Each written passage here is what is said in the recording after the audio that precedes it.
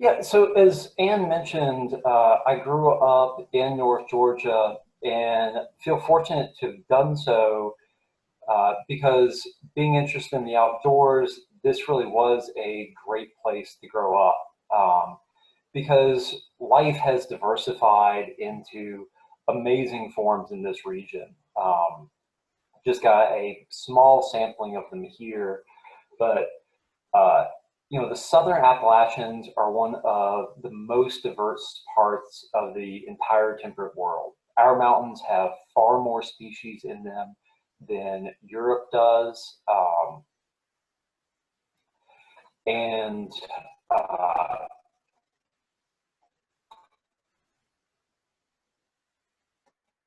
Sorry, I had a little distracting notification there. And scientists are still trying to figure out um, just how many species are out there. So in many places, we're still cataloging what's going on. The most complete application or uh, inventory so far is Great Smoky Mountains National Park. And there they found 44 species of amphibians so far, which uh, most of them salamanders. The Southern Appalachians are a global hotspot for salamander diversity. We have even more species of the other vertebrate groups. There are more fish.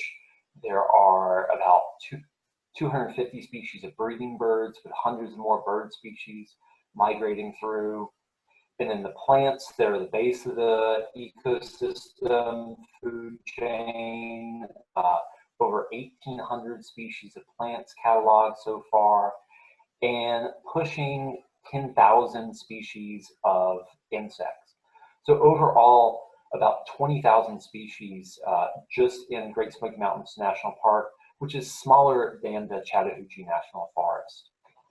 So this brings up the question of why do we have so many species packed in such a small area?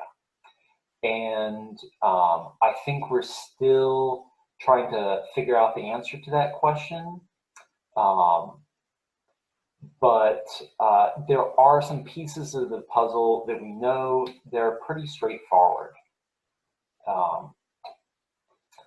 So a big one is the climate.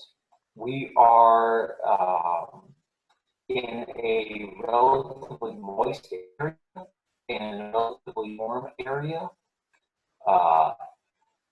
So we do have winter frost as a constraining factor, but it's still a relatively long growing season, so we have a lot of plant growth each year. And then, so that's a broad base for the ecosystem and a lot of resources for different species to use. And then the climate is not uniform across the landscape.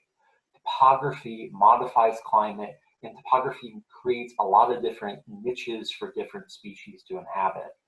So the base of the mountain is a warmer, moist environment versus the top of the mountain is a cooler and even wetter environment, and different species can survive at the base of the mountain versus the top of the mountain. So on our mountaintops, one common community is a northern hardwood forest, so-called because a lot of the dominant tree species are tree species that also occur in the northeastern United States. Species like white ash and yellow birch. And yellow birch is what we're looking at here. And yellow birch is a scarce tree in North Georgia because it only occurs on our highest mountaintops. And our mountaintops are relatively vulnerable communities because of climate change. Past changes in climate have created some of these communities. One of our rare high elevation communities is a boulder field community where intense freeze thaw action during the last glacial cycle fragmented the rock, and we now see these moss-covered boulders covering some of our higher elevation coves. And there are species specifically adapted to that environment.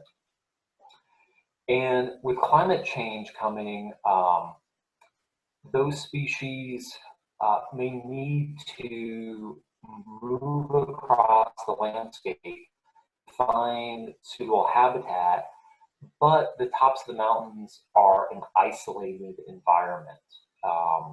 You know, there's not other contiguous ground with similar conditions, and species can't just move upslope to stay in a cool enough climate, unlike species at lower elevations. So, you know, this poses problems for some of the, will potentially poses problems for some of the species that inhabit those ecosystems. So one example is starflower. It's a common species in the Adirondack Mountains in New York, but it's on the Georgia endangered species list because there's only a few small populations, and they often grow around the edge of boulder fields. So this is just one example of a species that may have a difficult time surviving in Georgia with climate change. And then it's not just that climate varies from the top of mountains to the bottom of mountains.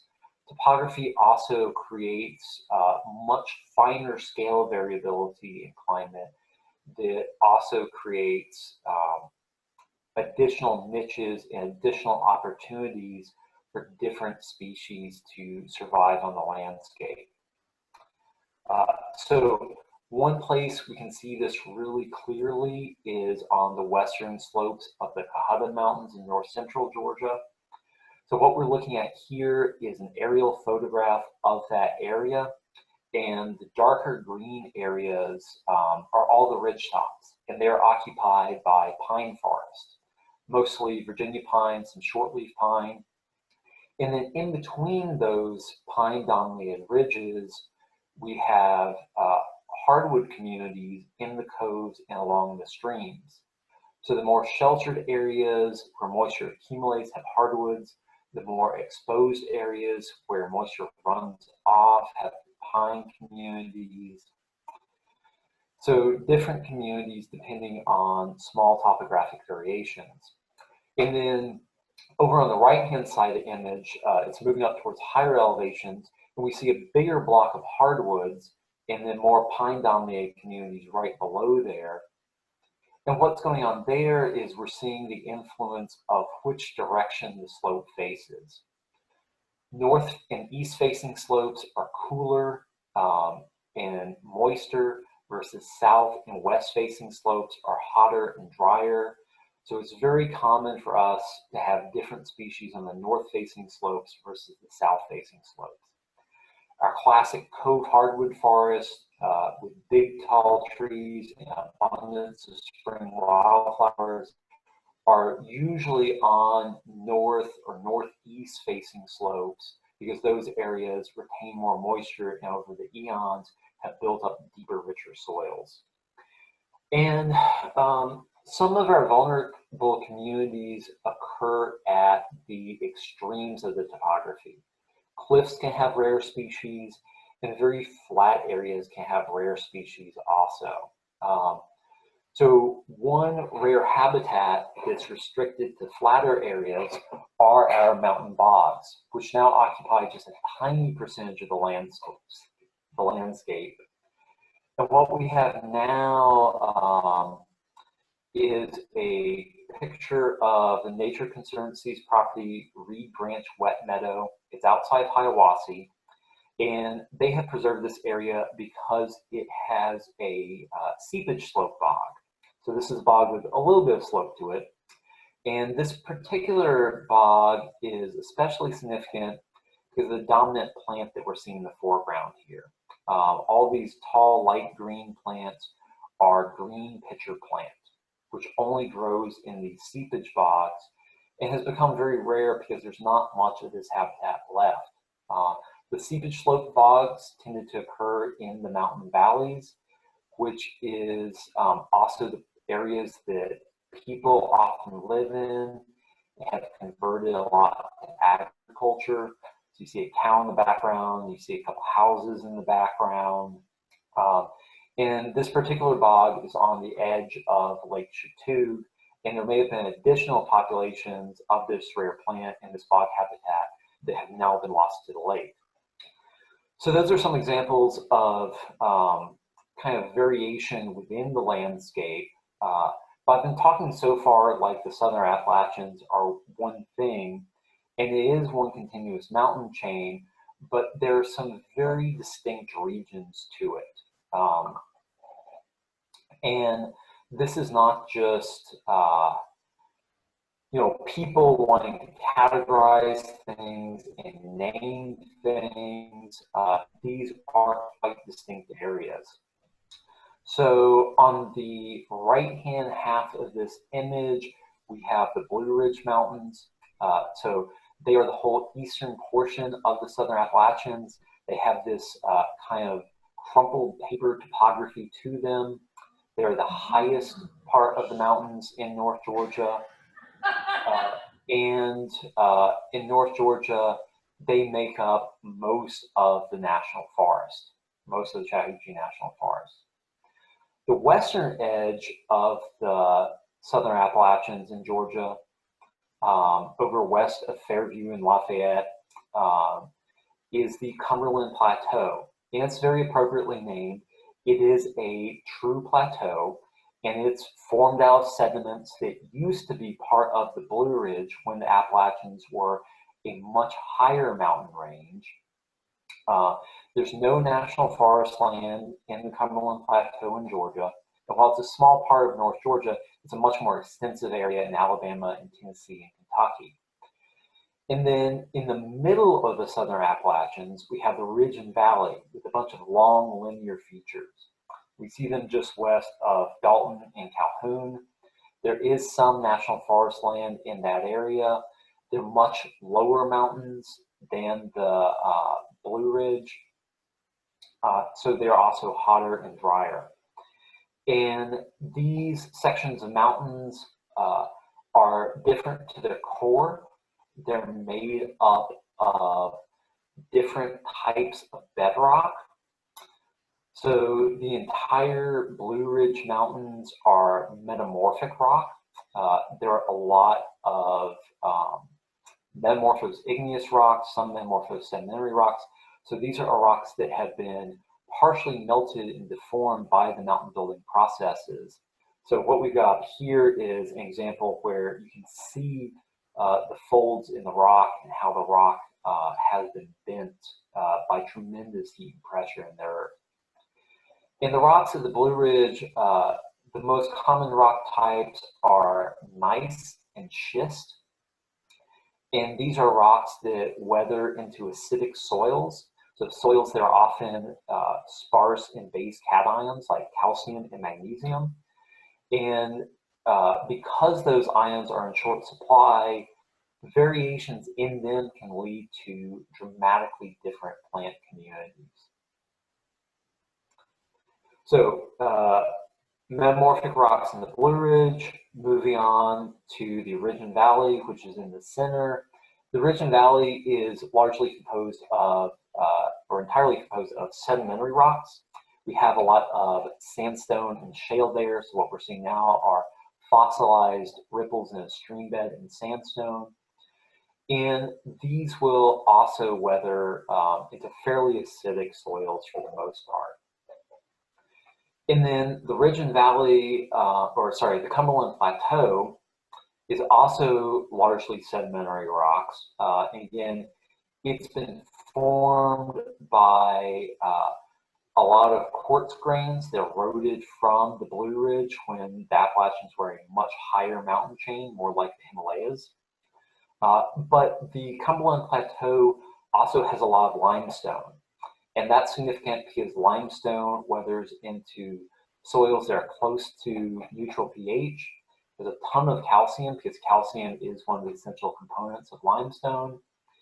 And because limestone is slightly water soluble, we also get caves in that region.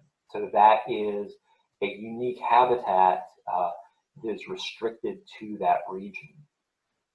So caves and fossilized water ripples and the Blue Ridge wearing down over eons, all of those are indicators that the Appalachians are an ancient mountain chain. And that's another source of the biodiversity in this region. There's just been a lot of time for isolated populations within the mountains to turn into different species. And those species have survived, oddly enough, in part because of the orientation of the mountain chain. You know, we talk about the Appalachian Trail runs from Georgia to Maine. The mountains are oriented southwest to northeast. And that's significant because during the last glacial cycles, species can move south along the mountains. So contrast that with Europe, where when ice sheets advanced over Germany and what is now Poland and pushed species south, those species were pushed up against the Alps, which are a more east-west running mountain chain. So species had colder temperatures, cold, dry temperatures near the ice sheets to the north. They had colder temperatures in the Alps to the south. So they got squeezed, and that's why Europe lost a lot of species through the repeated ice ages. And now North Georgia has far more tree species than all of Europe. You know, and unfortunately, you know, we have been losing species more recently. In some sense, all of our ecosystems have become more vulnerable because of globalized trade and people moving species around that previously had been isolated from each other. So the classic example of that is the chestnut blight introduced in the early 1900s. So here's a piece of rot-resistant chestnut wood lying in the forest floor. That's going to come into play a little bit when cliff dives into old growth some. But invasive species are a huge threat to our ecosystems in this region. Another example right now, ash trees are being hit by emerald ash borer. There's a species called ash boleaf that only grows on ash trees, so it's losing its habitat. And that invasive species problem is most intense close to where people live because construction, road building, those are opportunities for invasive species to come in. People plant things around their houses, so that introduces additional invasive species. So what we're looking at right here is the Walnut Mountain community outside of LJ, and we see a very even cover underneath the forest canopy, and that's all Japanese stiltgrass. So that's a species that comes in very densely and excludes other species. So communities near human habitat are somewhat inherently vulnerable these days. So that's somewhat the downside of history. We also have a side of history that's really worth cherishing in our mountains also. We have old growth forests, which are, you know, I think inherently fascinating. That's probably why many of you are on this call. But they have great value as animal habitat. Many different groups of organisms, from snails to lichens to birds, find high quality habitat in old growth forests. So we have, for many groups, greater abundance and greater diversity within old growth forests. Old growth forests are also a reference condition for us. So for scientists and managers, figuring out the impact of a treatment takes having some other area where we haven't been managing it and manipulating it. So old growth are a really valuable reference condition. And they're a reference condition to all of us because we look around and think that the forests we have today are normal, but in many ways, they're kind of a diminished version of what we could have. And the old growth forests are a real baseline. And old growth forests, for some of us, they have spiritual value, and for all of us, they're a window into the past, and they connect us with Georgia's natural history.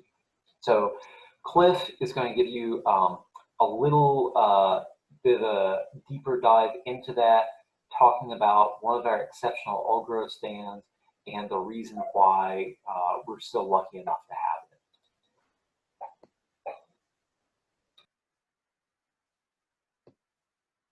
Okay, gonna get this thing cranked up here.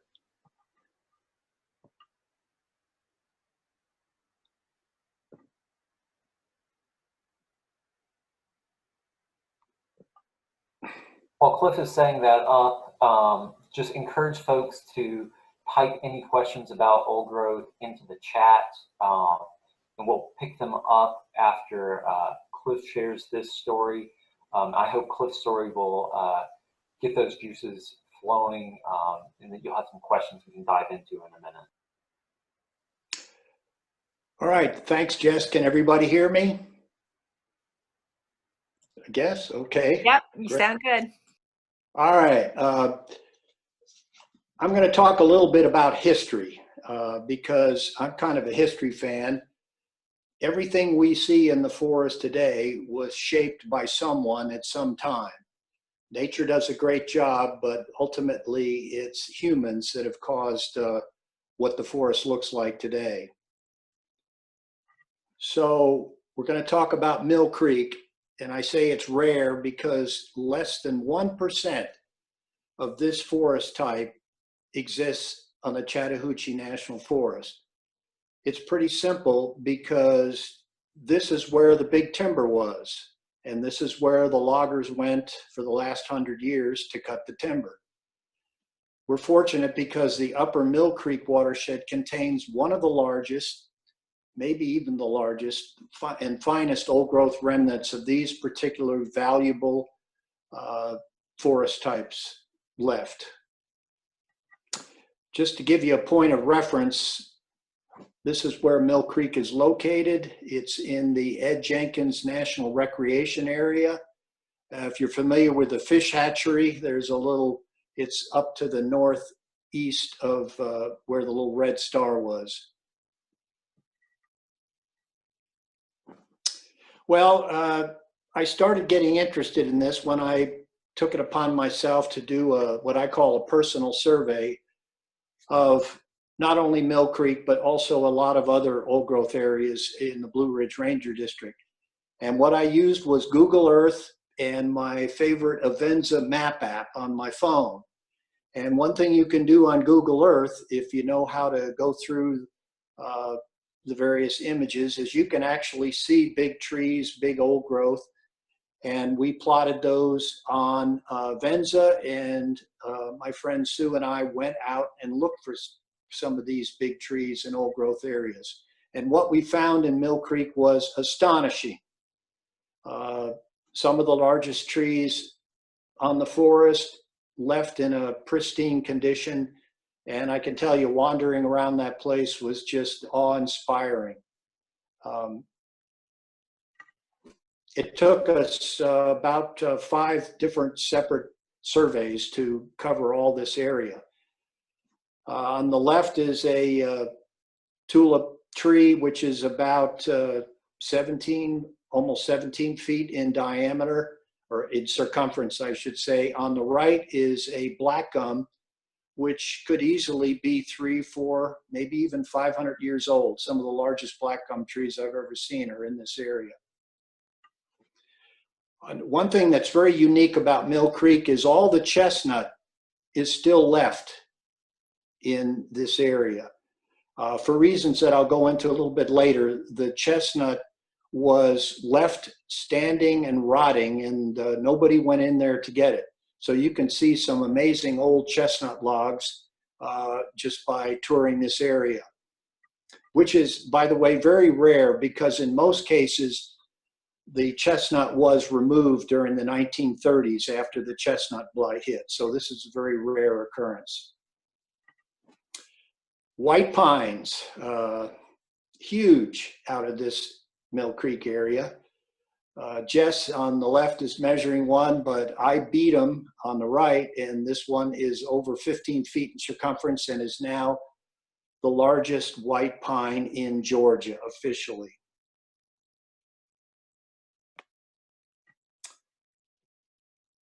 Okay, so who should we thank for saving Mill Creek's old growth? Again, getting back to people and history, which I'd like to think there were three people that I'd like to thank: a lumberman, Andrew Jeanette, a forest ranger, Arthur Woody, and a politician, Congressman Ed Jenkins. Without any one of these threes, we wouldn't have Mill Creek today. First of all, a little history.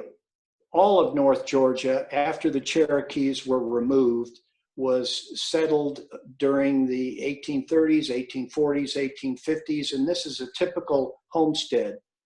What these farmers did was cleared 5-10 acres around their house, and they grew corn, and they used the forest to send their sheep and goats and whatever out into the forest grazing. But this is all they did. Pretty much they didn't log the big trees. They were just concerned about their little homestead. By the late 1800s and early 1900s, things were changing in the mountains and people were leaving off to a new life, industrialization, who knows. And during that time, 1911, the Weeks Act was passed by Congress. And this authorized the Forest Service to purchase lands to create new national forests because the eastern U.S. had no national forest at that time. They were confined to the west. At about that same time, Andrew Jeanette started purchasing a lot of land in Union, Fannin, a little bit of Lumpkin County, about 30,000 plus acres, getting ready to sell this land to the Forest Service. And he put a lot of effort into that. He got it from some landowners who had left, and there were all sorts of title problems. But anyway, he was the person that got this together.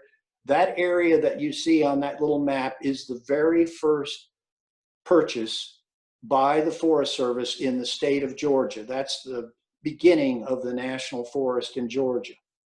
It was the second purchase in the entire eastern United States. So very important area. Then along comes Forest Service Ranger Arthur Woody, who came on board about 1918. And I love this quote.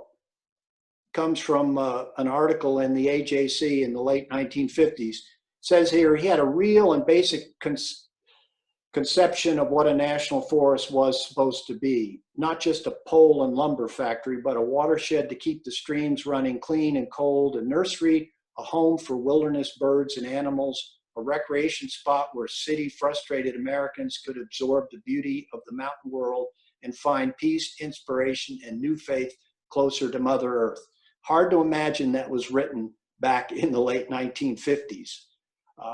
Arthur Woody really was a pioneer conservationist. It's shown here, he's feeding a deer, which is, we think today, deer conservation, what's that got to do with anything? In those days, the wildlife was basically gone. And it took people like Arthur Woody to bring the black bear back, the deer back, the fish back to the streams. So while we may not think of this in conservation today, back in his days, that was actually a very big deal. One of the things he loved to do was fish, and he particularly liked his Rock Creek area for fishing. So in the early 1930s, he created a fish hatchery, which is on the same location we see today where the Chattahoochee Forest National Fish Hatchery is located. This is an earlier version when the Forest Service was administering this site before the Fish and Wildlife Service took it over. During this time, Arthur Woody basically stopped any logging in this Mill Creek watershed because Mill Creek fed all these fish ponds. So that was another step in this process, preventing any sort of logging in this area. So by the early to mid 1980s, this Mill Creek area was still unroaded. All the big trees were still there. Then along in 1985 comes the very first forest plan for the Chattahoochee National Forest, which I have to say was pretty much a timber plan. One of the things the plan did was it evaluated the wilderness potential for the Mill Creek watershed. And about 3,000 acres were unroaded, so it evaluated that and determined that it was not suitable for wilderness. That opened up the floodgates. And what you see here is what this Mill Creek watershed began to look like in the late 80s when the Forest Service moved in and did some what I would call industrial scale logging. All the blue lines are temporary roads and the red are clear cuts. They were, again, beginning to enter this area. I like to think that you see some of these blue roads, you see the area that's not in a clear cut. There are big trees in those areas, and you wonder what the loggers were thinking as they were driving down these big trees to go to the end of the road to do the clear cut. I wonder what they were thinking as they passed by all these big trees. Well, this timber cutting back in the late 80s upset a lot of people, including Congressman Ed Jenkins from our local district here. So in 1991, he sponsored legislation that established Ed Jenkins National Recreation Area, Coosa Bald National Scenic Area, and the Blood Mountain and Mark Trail Wilderness, which on purpose protected some of the finest old growth areas on this forest, including Mill Creek, which is part of Ed Jenkins. Now, I can't say this for sure, but I know that during the testimony, the Wilderness Society brought up the issue of old growth in Mill Creek. So I think everybody knew what was happening in Mill Creek. And I think what was happening there was part of the impetus to get this bill passed. So getting back to my personal survey, what I did last year was to go around to areas on the Blue Ridge Ranger District based on Google Earth and using events, and I found about 24 areas, some of which were already known areas, but many of which were basically new and undocumented old growth areas. And if you're interested, there's the little book out there that talks about these areas. So what the survey proved to me, at least, was that there are more undocumented old growth out there than we knew and that need protection. And these are just a few of the areas, which is why we need everybody's support in preserving these remnants from our original forest heritage.